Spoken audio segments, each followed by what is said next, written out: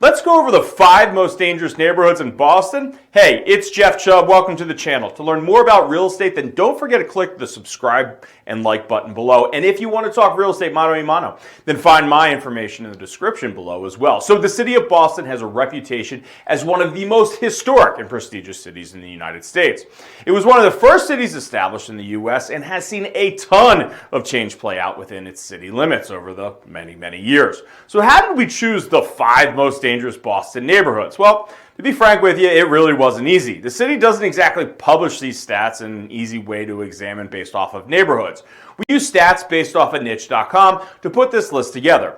We did also exclude small neighborhoods like Bay Village as well. They're really small and they made no sense to put in the analysis. The 2 stats we compared were the lowest property versus violent crime in our most dangerous neighborhood list.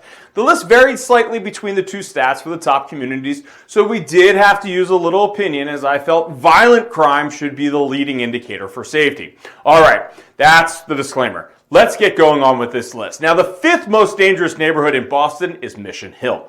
Mission Hill is a small neighborhood geographically speaking, as it's really only about 3/4 of a square mile. But it is home to 16,000 people, which makes it pretty darn dense. It's home to several hospitals and universities while becoming a favorite for college student housing. Now, Mission Hill found its spot on the list of most dangerous neighborhoods in Boston due to the 6 murders that it recorded. Mission Hill had 526 violent crime incidents with 1,810 property crime incidents. Now, the 4th most dangerous neighborhood in Boston is downtown. Downtown, it's the central business district in Boston, but while business has always been downtown's claim to fame, it's quickly undergoing a transformation with the construction of new large condo developments and lofts. While it's the 4th most dangerous neighborhood in Boston, it's also the fastest growing. The Boston neighborhood of downtown, it's big, but the amount of people living there isn't.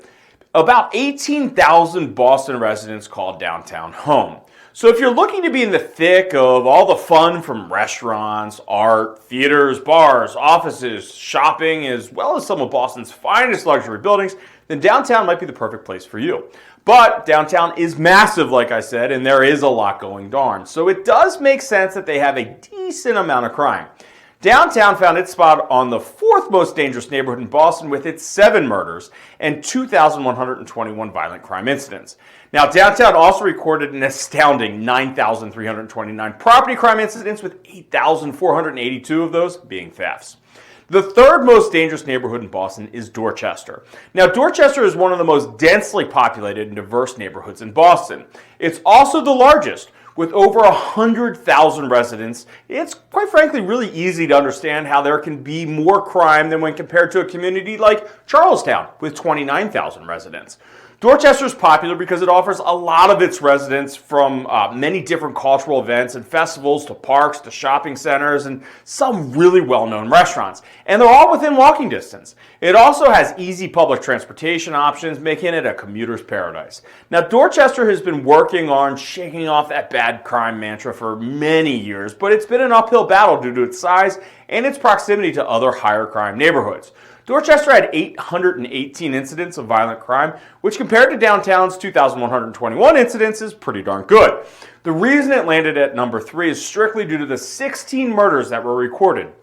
Dorchester had 2,221 property incidents, which also isn't bad for how big the neighborhood is. The killer is just, well, the killings.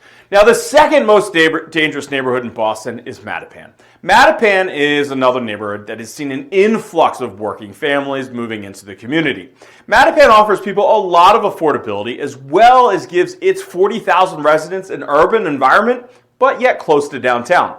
Many have speculated that the amount of crime reported may not really be as high as people would expect for such a dense area, and this also could relatively be the effect of underreporting, as sadly crime is often accepted by residents in higher crime areas. Now, Mattapan has earned the 2nd most dangerous spot with the 18 murders they reported. They recorded 727 violent crime incidents and 1,587 property crime incidents. And that brings us to the most dangerous neighborhood in Boston. Roxbury has earned this spot as the most dangerous neighborhood in Boston.